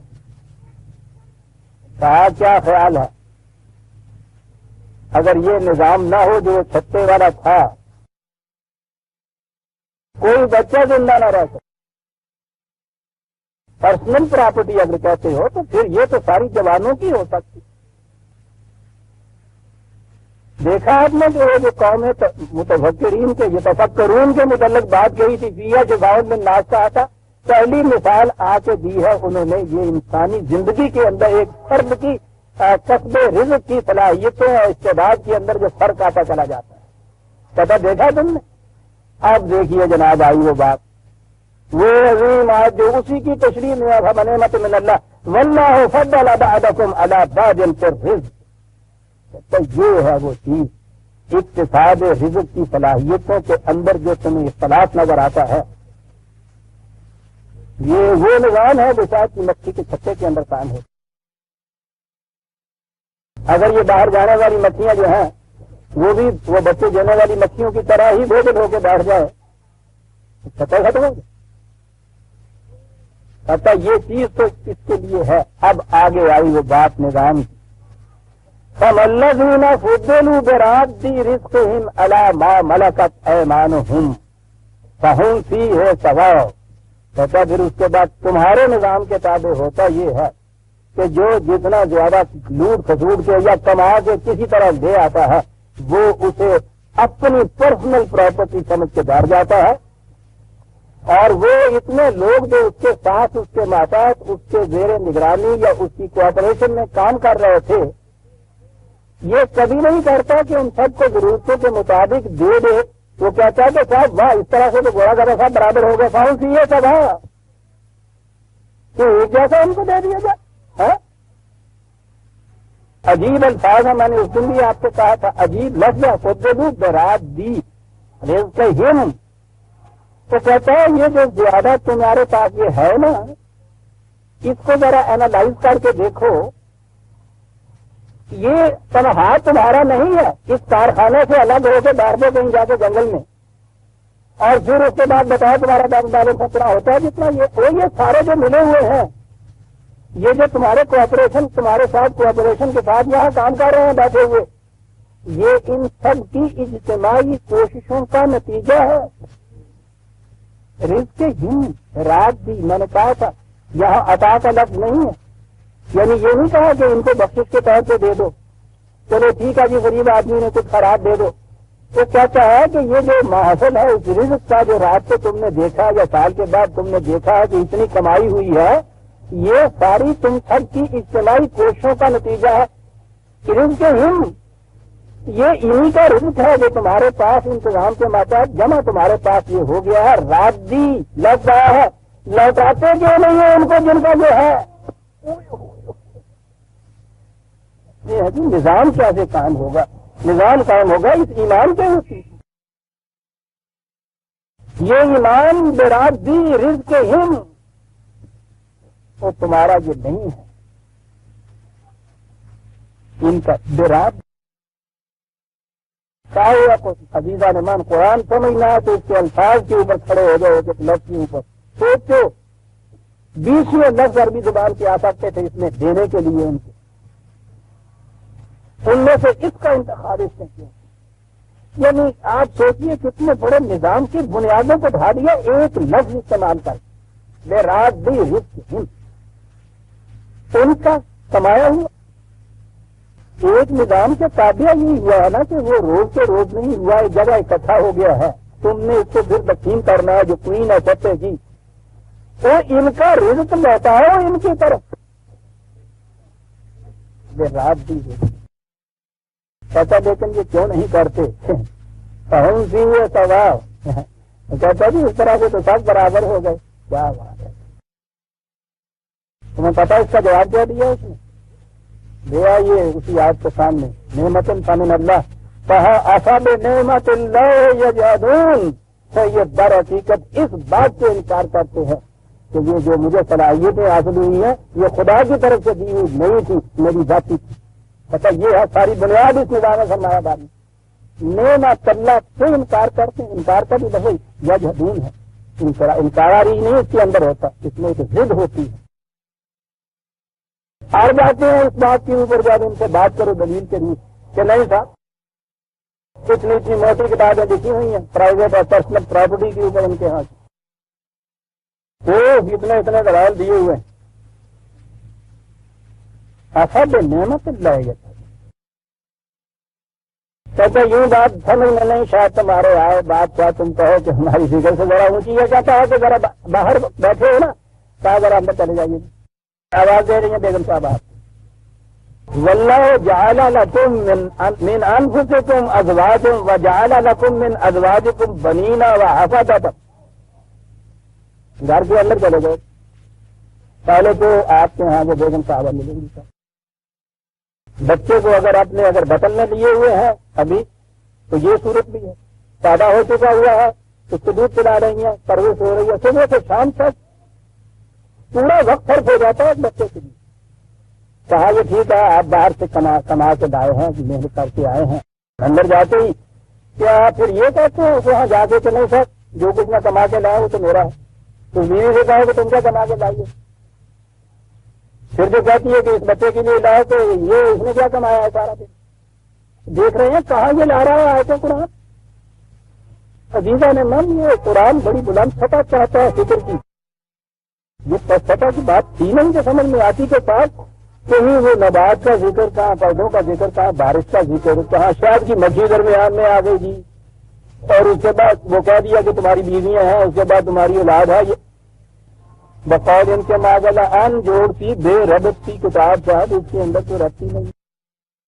وہ بہت بڑے علامہ صاحب، وہ ریڈیو کراچی کا آپ نے سنا ہوگا، درس وہاں سے جو ہوتا تھا، وہ بات یہ آ گئی قرآن کی بے ربطی کے اوپر. معاذ اللہ جو یہ کہنے لگے بیٹھی ہوں ایسے سمجھ لیجیے کہ جیسے دسترخوان پہ بیٹھے ہوئے ہوں، بڑے میاں بھی ساتھ بچہ بھی بیٹھا ہوا ہو اور اس کے ساتھ وہ باتیں کچھ کر رہے ہوں اچھے عمدہ اخلاق کی، تعلیم کی، تربیت کی، اور بیچ میں انہوں نے دیکھا کہ بچے نے وہ سالن جو ہے وہ گرا دیا ہے دسترخوان پہ، تو درمیان میں کہتے ہیں کہ بیٹا اچھی دیکھ کے کھاؤ نا، یا دسترخوان کے اوپر تم نے سالن گرا دیا، دسترخوان برا خراب ہو گیا، اور پھر کہے تو پھر تم کو دیکھے نا کہ اسکول میں کس طرح سے تمہیں جماعتی پڑھاتے ہیں وہ کچھ کہتے ہیں، تو سننے والے کو بظاہر یہ بے ربط چیز نظر آئے گی، وہ اس لیے بے ربط ہو گئی کہ درمیان میں انہوں نے دیکھا نہیں بچے نے سالن گرا دیا تھا۔ دادا لو قرآن کی تفسیر ریڈیو میں بیان ہو رہی ہے کہ وہ ایسے ہی ہے، بات کہتا چلا جاتا ہے، قرآن درمیان میں دیکھ رہے ہیں کہ وہ بچے نے سالن گرا دیتا ہوگا کہ انہوں کہتا ہے چنگی طرح نال کس طرح نہ رجوع پٹھا کھانا کیا نہیں آگا، پھر اگر پھر کہتا ہوگا کہ اچھا اسکول میں ماسٹر نے کیا کہا تھا، معاذ اللہ۔ قرآن کی تفسیر ساری دنیا میں آپ کے یہاں یہ نظر ہوگی۔ بہرحال میں یہ عرض کر رہا تھا کہ آپ دیکھ رہے ہیں اس میں رب کیا چلا آ رہا ہے، وہ کہ نہیں ہوتا فکرون، یہ تو اپنے فکر سے کام لینے والوں کے لیے یہ کتاب کہتا ہے دیکھو تو صحیح سے گھر میں چلو، کیا وہاں کرتے ہو جا کے سب سے پہلے دیکھتے ہو یا نہیں کہ اس بچے کی ضروریات پوری ہیں یا نہیں، پھر وہ بچے کی ماں جس نے کچھ نہیں کمایا پھر اس کی طرف دیکھتے ہو دوائی وقت پہ آئی ہے یا نہیں، تمہارے لیے یہ انتظام ہوا کہ نہیں، پھر وہ جو ساتھ اور کام کرنے والے حفاظتن کے معنی عام طور پہ یہ کرتے ہیں، یہ پوتے وغیرہ بنین جب کہہ دیا ہے تو پھر اگلی چیز یوں نہیں ہونی چاہیے، ساتھ کام کرنے والوں کو کہتے ہیں عربی زبان کے اندر، وہ بھی گھر کے اندر یہ سب کچھ کہتے ہیں، یہ سارا کچھ کہتے ہیں گھر کا ہے نا نظم، اور آگے ہے وہ رضا کا کم محنت تو یہ بات ہے، اور پھر نہایت خوشگوار رزق جو وہاں ملا تمہیں سامان نشو و نما، کہا یہ اب بتاؤ کس طرح تقسیم ہوتی ہے اس کی گھر کے اندر، تقسیم ضرورت کے اعتبار سے ہوتی ہے، یہ جتنا کسی نے کمایا ہوتا ہے وہ اس کا باپ دادا کا حصہ بن جاتا ہے، ملکیت بن جاتی ہے، کیسے کرتے ہو تقسیم وہاں تو، اور اگلی چیز کہ یہ جو گھر کے اندر یہ کچھ کرتے ہو نا، ذرا گھر کی دیواروں کو ادھر اور ادھر سے گرا دیجیے، یہ معاشرہ بن جائے گا، تو جو وہاں تقسیم کرتے ہو اس اعتبار سے نظام چلا رہے ہو، یہ اسی نظام کو ہم کیوں نہیں آگے کر دیتے، اور آگے ہے کہ اس لیے نہیں کرتے آفا دل باطل جو میں نون نعمت اللہ ہم یکفرون، خدا کی نعمتوں کو یوں چھپا چھپا کے جو رکھتے ہیں اور ان سے نکار کرتے، قرآن کہتا دل باطل جو میں نون، یہ ایمان دل باطل ہے، ایمان باللہ نہیں ہے، دل باطل جو میں نون عزیزان مان، کبھی یہ سناوت نہیں ایمان کس کی، ہم تو جب بھی ایمان سمجھے اللہ کو ایمان، تو کہتا ہے اللہ پہ ایمان ہے، خدا کی دی ہوئی بلا مزد و معاوضہ نعمتوں کو اپنی ذاتی ملکیت سمجھ کے بیٹھ جانا، اور پھر یہ چیز کہنا کہ ہم خدا پہ ایمان رکھتے ہیں، ایسا ایمان ہے، آپ کو معلوم ہے نا کہ انہوں نے تو آواز دی workers of the world unite together, ادھر سے آواز آئی believers in God unite together, ستیہ ناش، یعنی جو سرمایہ داروں کی طرف سے آواز بلند ہوئی، آپ کو پتا ہے اس میں قدر مشترک انہوں نے کیا رکھی تھی، بلیورز ان گاڈ، انہوں نے یہ کہا تھا آؤ خدا پرستو، خدا کے ماننے والے آؤ نظام سرمایہ داری کی طرف، جسے انہوں نے ایمان کہا ہے نا خدا پہ، اللہ کہتا ہے دل باطل ہے یہ مومن، وہ یہ خدا پہ ایمان نہیں باطل پہ ایمان ہے، یہ تو نعمت اللہ کو چھپا کے رکھنا، یہ یہاں یکفرون جو ہے انکار ہی صرف معنی نہیں ہے، انکار کے بھی معنی وہی ہیں جو پیچھے سے چلا آ رہا ہے، ورنہ اس کے معنی تو چھپانے کے ہوتے ہیں۔ یہ کیا چیز ہے یہ جس کو باطل پہ ایمان کہا گیا ہے، وَيَعْبُدُونَ مِن دُونِ اللَّهِ مَا لَا يَمْلِكُ لَهُمْ رِزْقًا مِّنَ السَّمَاوَاتِ وَالْأَرْضِ شَيْئًا وَلَا يَسْتَطِيعُونَ اللَّهُ أَكْبَرُ، کہتا یہ کیا ہے، یہ خدا پہ ایمان نہیں، باطل پہ ایمان، یہ ان کے قوانین کی اطاعت ہے کہ جو نہ ان اسباب و ذرائع رزق میں سے ان کا کچھ پیدا کیا ہوا ہے، ولا یستطیعون، نہ یہ استطاعت جو ہے اس کی یہ ان کی پیدا کردہ ہے، یہ تو ان کے قوانین کی ہدایت ہے جسے یہ خدا پرستی کہہ رہے ہیں۔ تو یہ اگلی چیز یعبدون من دون اللہ، انہوں نے ترجمہ کر دیا یہ پرستش کرتے ہیں ان بتوں کی، واقعی انجوڑ نظر آتا ہے۔ تو یہ جو ہے ایمان بن باطل یہ کیا ہے، یہ اطاعت ہے اس نظام کی، اس قوانین کی، ان لوگوں کے قوانین کی اطاعت، ضوابط کی، نظام کی، کہ جو نہ تو یہ من السماوات والارض نہ سماجی رزق جو ابھی ہم نے کہا ہے اگر اس کو بارش ہی آپ کہتے ہیں، نہ ارضی رزق کے جہاں سے سب کو یہ پیدا ہوتا ہے، ولا یستطیعون، نہ یہ تمہاری صلاحیتیں جو ہیں یہ ان میں سے کوئی ایک چیز بھی نہیں ہے جو اس نظام کے وضع کرنے والوں کی پیدا کردہ ہوں اور انہوں نے تمہیں دی ہوں، تو دی ہوئی ہے یہ ہماری، فرق کرتے ہیں ان کو ان کے نظام کے تابع ہے کہ جن میں سے کسی نے ایک چیز بھی ایسی نہیں ہے جو ان کی دی ہوئی ہے تمہیں۔ جب یہ ان کی دی ہوئی نہیں ہے تو ان کے وجہ کرتا نظام کے تابع ان کو فرق کیوں کیا جاتا ہے جناب؟ کہتا اب عجیب عجیب قسم کی منطقی دلیلیں تم لاؤ گے، مثالیں دیتے چلے جاؤ گے۔ جی مثال دیا جاتا ہے کہ جی ہاں اگر اللہ تعالیٰ کو یہ منظور ہوتا ایسا ہوتا تو وہ ٹھیک ہے، وہ ہر ایک کو پیدا ہی ایسے کیوں نہ اس نے کر دیا کہ ایک جیسا ہی کمانے والا ہو، ایک جیسی اس کی صلاحیتیں ہوں، ٹھیک ہے کہ جی اگر وہ ایسا قادر مطلق ہے، وہ نہیں چاہتا کہ کوئی بھوکا رہے، کوئی غریب رہے، تو اس کو تو اتنی قوت حاصل ہے، قدرت حاصل ہے، ہاں کیوں اس نے غریب رکھے ہوئے ہیں، کیوں کسی کو امیر بنا دیا، کیوں کسی کو غریب بنا دیا؟ یہ ہے نا وہ چیز۔ پتا کیا کہتا تیرا فلا تضربوا للہ الامثال، اس قسم کی مثالیں دے دے کہ اپنی بات کو سچا نہ بناؤ۔ کیوں؟ ان اللہ یعلم وانتم لا تعلمون، ہم جانتے ہیں کہ یہ نظام کس طرح کا ہونا چاہیے، تم نہیں جانتے۔ جو اس قسم کی مثالیں دے دے کہ خدا کی غلط بل باطل ایمان جو بل باطل ہے تمہارا، اس کی صداقت اس کو سچا ثابت کرنے کے لیے جو اس قسم کی مثالیں دے دے کے بات تم کر دیتے ہو، مت یہ کرو، ہم جانتے ہیں تم نہیں جانتے۔ تو صحیح نظام کون سا ہے اس دنیا کے اندر چلنے والا، ہم جانتے ہیں۔ اب جیسا کہ میں نے کئی دفعہ پہلے بھی سمجھایا ہے کہ یہ جتنا عقل کی فریب کاریاں ہیں وہ ساری لاجک پہ مبنی ہوتی، اور لاجک کی بیشتر دلیلیں جتنی بھی ہوتی ہیں وہ یا تشبیہات پہ ہوتی ہیں یا مثالوں سے متعلق ہوتی ہیں۔ یہ بہت بڑی، یعنی اس کو ہم دلیل بظاہر کہتے ہیں، یہ دلیل نہیں ہوتی۔ اب ان چیزوں کا سائیکولوجیکل بڑا تجزیہ ہو رہا ہے کہ یہ عقل فریب کار جو ایک انسان کو اس کے اپنے جذبات اور اس کے اپنے تقاضوں کی تسکین سمجھاتی رہتی ہے، یہ حقیقت میں یہ دلیل نہیں ہوتی، یہ اس کے جذبات کو جائز ثابت کرنے کے لیے جسٹیفیکیٹری ریزن ان کو اب کہا جاتا ہے، اس کو تسکین دینے کے لیے یہ کچھ مثالیں، کچھ دلیلیں، کچھ جس کو وہ لاجیکل ریزن کہتی ہے۔ آپ حیران ہوں گے کہ اب ہمارے ہاں یہ جو نئی ریسرچ ہوئی ہے سائیکالوجی کی، اس میں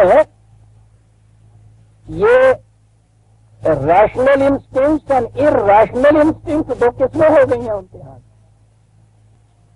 عقل خود بین اور عقل جہاں بین جسے کہا ہے اقبال نے، یہ دو تقسیمیں انہوں نے خود کی ہیں، اس لیے کہا ہے کہ اس فریب میں نہ آ جاؤ۔ قرآن میں ہے نا ان کی وہ دلیلیں دی ہوئی، وہ سورہ یاسین کے اندر وہ موجود ہے کہ جب ان سے یہ کہا جاتا ہے کہ تم ان لوگوں کی رزق کے ساتھ ایسا نظام کام کرو کہ جن میں سے ان لوگوں کو رزق مل جائے ہر ایک کو، ہاں آگے آپ سامنے 36/47 وَإِذَا قِيلَ لَهُمْ أَنفِقُوا مِمَّا رَزَقَكُمُ اللَّهُ، رَزَقَكُمُ اللَّهُ ہمیشہ قرآن یہ کہتا، یہ سارا سامان رزق جو خدا کا عطا کیا ہوا ہے، جب ان سے کہا جاتا ہے کہ بابا ان کو تم پرسنل پراپرٹی کمی کے باندھ کے نہ رکھو، تو اس کو کھلا رکھو ضروریات پوری کرنے کے لیے۔ قال الذین کفروا للذین آمنوا، یہاں دیکھیے کفر اور ایمان کا ہے، تو یہ لوگ جو اس سے انکار کرتے ہیں، کس سے؟ وہ بنیادی چیز جو ہے کہ یہ خدا کی نعمت نہیں ہے، ان لوگوں سے کہتے ہیں جو ایمان والے ہیں، کیا کہتے ہیں؟ نُطْعِمُ مَن لَّوْ يَشَاءُ اللَّهُ أَطْعَمَهُ، پتہ کیا کہتے ہو تم کہ جن کو خدا نے غریب رکھا ہوا ہے تم ہمیں کہتے ہو کہ صاحب ان کو امیر بنا دو، یا اللہ معاذ اللہ توبہ توبہ صاحب، خدا کے خلاف جنگ، خدا اس کو غریب رکھنا چاہتا ہے، تم کہتے ہو کہ اس کی غریبی ہٹاؤ، نہ بابا یہ تو خدا کے خلاف جنگ کرنا ہے۔ کہتا ہے یہ جواب دیتے ہیں کہ اگر اللہ کو منظور ہوتا کہ یہ غریب نہ رہیں تو پھر یہ غریب کیوں رہتے؟ اللہ کو منظور ہی نہیں ہے کہ یہ خوشحال ہو جائیں، اس لیے ہم ان کو خوشحال رکھنے کا سامان کیوں کریں؟ کہتے ہیں یہ ہے وہ امثال کہ اگر اللہ کو منظور ہوتا تو یہ غریب رہتا کیوں صاحب؟ ان کا غریب رہنا جو ہے اس سے ظاہر ہوتا ہے کہ خدا کو یہ منظور ہی نہیں کہ یہ خوشحال ہوں، اس لیے ہم یہ کیوں کریں؟ آپ دیکھتے ہیں کتنا بڑا فریب ہے، خدا کے نام پہ فریب دیا جا رہا ہے۔ یہ اللہ کو ماننے والے ہیں نا، بیچ میں تو اللہ لے آئے ہیں نا یہ کہ اگر خدا کو منظور ہوتا تو ایسا کیوں ہوتا تھا؟ ہم کون ہیں صاحب اس کو ہٹانے والے؟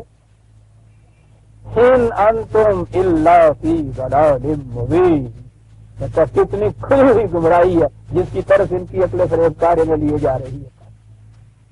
وہ دلیل دے رہے ہیں، دلیل کے تو معنی ہے نا کہ راستہ کی بات کر رہے ہیں۔ قرآن کہہ رہا ہے کہ کس قدر یہ کھلی ہوئی گمراہی ہے جس کی طرف یہ لیے جا رہی ہے ان کی عقل۔ چاہتے تو خود نہیں ہے سب وقت سے، یہ پیسہ جیب سے دے، دلیل یہ بات لے آ رہے ہیں کہ صاحب یہ اللہ کا حکم ہے، صاحب ہم اس کے خلاف کیسے کرتے ہیں؟ ان اللہ یعلم وانتم لا تعلمون، ہم جانتے تم نہیں۔ کہا کہ اگر ہم اپنی مشیت سے جسے تم کہتے ہو جبر کے ذریعے سے یہ کچھ کرتے، کسی کا اختیار نہ ہوتا انسان کا، ایسا ہم انتظام کر دیں کہ جبر کے ذریعے سے وہ سب کچھ دوسرے کو دیے جائے، یا ہم ہی اس طرح سے یہ سب کچھ کرتے، اختیار کی بات نہ ہوتی۔ اب یہاں آئیے دوسری کہتا تم مثال دے کے بات سمجھاتے ہو، ہم سمجھاتے ہیں مثال دے کے تمہیں بات، مثال سے سمجھنا چاہتے ہو اور ہم سمجھائیں، مثال اور مثال میں فرق۔ تو کہتے یہی ہے نا کہ اگر خدا کو منظور ہوتا تو سب کو یکساں طور پہ وہ خود رزق دے دیتا، انسان کا اپنا اختیار و ارادہ کچھ، کہتے یہی تو ساری بات۔ کتنا ہی فرق ہے باہر کی دنیا کے اندر، یہ ساری چیزیں جتنی بھی ہیں وہ ان کو ہم نے مجبور پیدا کیا ہوا ان چیزوں کے لیے۔ شیر کو مجبور پیدا کیا کہ گھاس نہ کھائے، اگر شیر گھاس کھاتا کسی ہرن کو ایک دن کا گھاس کا نصیب نہ ہوتا، وہ غصب کر ہی نہیں سکتا ہرن کے رزق سے۔ کہتا کبھی بھی تم نے یہ کہا کہ شاور سے شیر اللہ تعالیٰ خوش رکھے، اے غریب گائیاں تے نیل گاؤ تے ہرن تے سارے چارے چکتے ہے نے، حالانکہ تھی اگر چاہتے تھے تن کا نہ کھا سکتے، کبھی تم نے یہ کہا کہ کیوں نہیں؟ اسے اختیار ہی نہیں اس سے۔ کہتا یہ جو تم کہتے ہو کہ خدا مجبوروں میں ایسا پیدا کر دیتا، تمہارے اپنے اختیار و ارادے سے یہ بات نہ ہوتی، کہتا ذرا سمجھو تو صحیح، ذرا اللہ مثلا عبدا مملوکا لا یقدر علی شیء، ایک اس قسم کا غلام زر خرید، عبد بھی کہا پہلے، غلام مملوک پھر اس کو کہا، وہ یہ نہیں غلام کا بیٹا تو غلام ہوتا تھا ان کے ہاں، عبد مملوک جو زر خرید تمہارا غلام ہو، کسی قسم کا لا یقدر علی شیء، کسی قسم کا کوئی اختیار اس کو حاصل نہ ہو۔ سوچتے ہو نا، ہے تو وہ بھی انسان کا بچہ تمہارے جیسا، اس کے مقابلے میں من رزقنا ہو منا رزقا حسنا فہو ينفق منہ سرا و جہرا، اور اس کو جو کچھ ملا ہے یہ سرا و ظاہرا ضرورتاً اعلانیہ ویسے یہ دیتا ہے دوسروں کو اپنے اختیار اور اپنے ارادے سے۔ کہا بتاؤ تم ان دونوں میں سے کیا بننا چاہتے ہو؟ تم بتاؤ ایمانداری سے بتاؤ، وہ بننا چاہتے ہو جس کو کسی قسم کا کوئی اختیار حاصل نہیں ہے، یا یہ بننا چاہتے ہو کہ جو اپنے اختیار و ارادے سے اپنی محنت سے اتنا کچھ کما کے لاتا ہے، اپنے اختیار و ارادے سے دوسروں کی ضرورت کے لیے دے دیتا؟ کہتا ایمان سے کہو کیا بننا چاہتے ہو؟ مثال سے بات سمجھنا چاہتے ہو؟ ہم سمجھاتے ہیں مثال سے بات، خود بتاؤ کیا بننا چاہتے ہو؟ وہ جو کہتے ہیں کہ صاحب اگر خدا کو ظلم منظور نہیں تو وہ جب ظالم ہاتھ اٹھاتا ہے ظلم کے لیے تو وہ ہاتھ پتھر کیوں نہیں ہو جاتا؟ خدا کہتا ہے بہت اچھا، کہو جناب اگر ہم تمہیں پتھر بنا دیں بننا چاہتے ہو؟ توازو سے گردن فرازہ نکوس، گداگر توازو کنت خوش، کہتا ہے کہ اگر بھیک مانگنے والا فقیر آ کے آپ کو کہتا ہے کس کا ہو رہتی ہے اللہ کچھ رکھے، خوبی کی بات نہیں ہے۔ اگر کوئی بڑا سردار جو ہے وہ آ کے چھوٹے کو یہ کہتا ہے کیا آ رہے تھے کہنے میں جو ہے خوبی، بڑائی کا اختیار رکھتے ہوئے اپنے آپ کو نچائی کو لے آنا خوبی وہ ہے جو اختیار کے محتاج کی جائے. جسے اس میں تو بیویاں بیکار ہی کہتے ہیں، اس میں خوبی ہوتی ہے.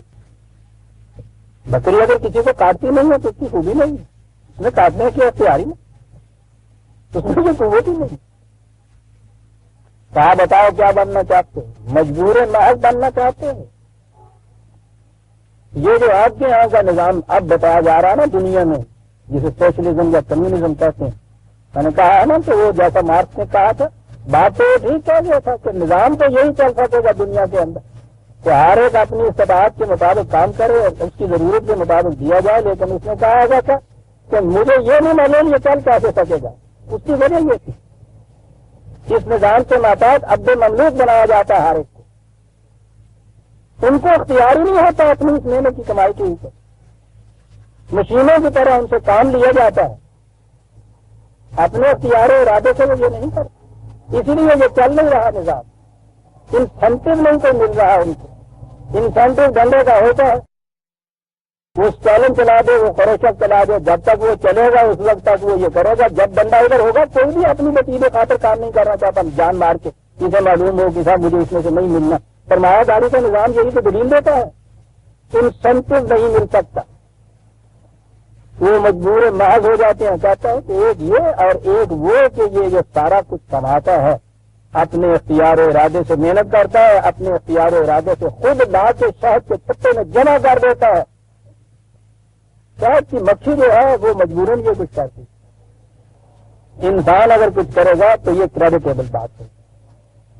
یہ اس ایمان کے بنیاد پہ چل سکتا ہے یہ نظام. کرنے وجہ حال یستوون، کیا خیال ہے یہ دونوں یکساں ہو جائیں گے؟ کمیونزم کے جبر کے نظام کے اندر کا لیبر اور یہ قرآن کے نظام کے تابع محنت کرنے والا، حال یستوون، دونوں برابر ہو جائیں گے؟ الحمدللہ. کیا بات. کہتا تم دیکھو گے کہ مستحق اندے ستائش خدا ہی کا بتایا ہوا نظام قرار پائے گا. کوئی تم میں سے عبد مملوک نہیں بننا چاہے گا. اگر یہ دل کی گہرائیوں سے نہیں پھوٹتی بات کہ میں زیادہ سے زیادہ کماؤں، وہ کم از کم اپنے لیے رکھوں. وہ جو گھر کا سربراہ محنت کرنے والا آتا ہے اندر، سب سے پہلے بچے کی، بیمار کی، بوڑھے کی ضرورتیں پیدا کرتا ہے، بچتا ہے خود اپنے لیے تو آخر میں وہ دیتا ہے. کتنا خوش ہوتا ہے اس کے لیے، دوسرے دن پہلے دن سے زیادہ محنت کرنے کے لیے جاتا ہے. اور لائیں میرے بچوں کی ذمہ داریاں، ان کی ضرورتیں پوری مجھے کرنی ہے. یہ سارا کچھ دیکھتا ہے کس طرح جان مارتا ہے وہ. یہ عبد مملوک نہیں. الحمدللہ. بل اکثرهم لا یعلمون. مشکل یہی، اکثر لوگ اس بات کو نہیں جانتے. یا تو نظام سرمایہ داری رکھنا چاہتے ہیں اور یا اس کے بعد پھر اس قسم کے عبد مملوک پیدا کرنا چاہتے ہیں کہ جن کو کوئی اختیار نہ. وضرب اللہ مثلا رجلین احدہما ابکم لا یقدر علی شیء وہو کل علی مولاه اینما یوجہہ لا یأتی بخیر. پھر دوسری بھی وہی بات. اور ایک ومن یامر بالعدل، ایک شخص جاہل، اندھا، بہرا، گونگا، سمجھنے سوچنے کی صلاحیتوں سے محروم، کوئی اختیار نہیں رکھ سکتا کسی قسم کا، جاتا بھی ہے کہیں تو کبھی خیر کی خبر نہیں لاتا. اس قسم کا ایک انسان ذہن میں رکھو. دوسرا شخص ہے جو قاعدے قانون کے مطابق تمام حالات کو دیکھنے کے بعد خود فیصلہ کرتا ہے کسی بات. کہو کہ ان میں سے وہوا علی صراط مستقیم، کہو ان میں سے کسے تم کہو گے کہ ٹھیک چل رہا ہے انسانیت کی راہ پہ؟ وہ کہ جس میں چلنے کی صلاحیت ہی کچھ نہیں ہے، ضبط کر دی گئی ہے، جبر کر دیا گیا ہے اس کے اوپر، یا یہ کہ جو تمام صلاحیتوں کو رکھتے ہوئے عدل کرتا ہے، خواہ اس کی اپنی ذات کے خلاف بھی کیوں نہ جائے. یہ ہے جی عدل. قرآن نے ڈیفینیشن کی ہوئی ہے دوسری جگہ قسط کی. عدل کو قائم رکھو، خواہ وہ ولاء علی انفسکم، تمہارے اپنے خلاف بھی کیوں نہ جائے، عدل کرو. یہ نظام جو قائم ہوتا ہے قرآن کی اس بنیاد کے اوپر کہ ایک شخص یہ جانتا ہے کہ یہ نعمت جو ہے خدا کی طرف سے دی ہوئی ہے، امانتیں جہاں اس نے کہنا ہے میں نے صرف کرنا ہے، یہ شخص عدل کرے گا، ہاں یہ اپنی ذات کے خلاف بھی کیوں نہ جائے، اور جو مجبور پیدا ہوا ہے وہ عدل کرنے کی صلاحیت ہی مظاہرہ نہیں رکھتا۔ کہو یہ جو تقسیم عدل کی ہے یہ عدل ہے، اس قابل کی تعریف اس کی جائے، یا وہ جس میں عدل وغیرہ کی صلاحیت ہی نہیں ہے؟ تم اس قسم کے انسان پیدا کرنا چاہتے ہوا الی صراط مستقیم۔ یہ ہے شخص جو صحیح راستے کے اوپر چلتا ہے، توازن بدوش راستے پہ چلتا ہے، اختیار پورا رکھنے کے باوجود عدل کرنے والا۔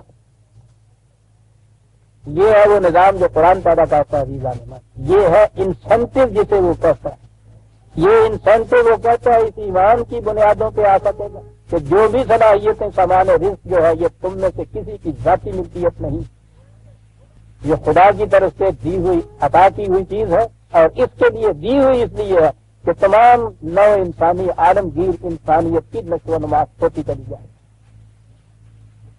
یہ ایمان ہے جس کی بنیادوں پہ وہ کہتا ہے یہ معاشی نظام آگے چل سکے گا۔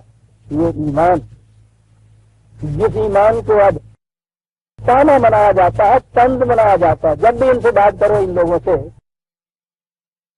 جو نہیں مانتے ہیں درمیان میں، وہاں تو وہ خدائی کو نہیں مانتے، وہی کو نہیں مانتے، ان اقدار کو نہیں مانتے، گفتگو کرے تو وہ کہتے ہیں کہ نہیں صاحب تمہارا یہ سب کچھ قصہ سوچ کے اوپر مبنی ہے، عقل کو کوئی دخل نہیں ہے اس کے اندر۔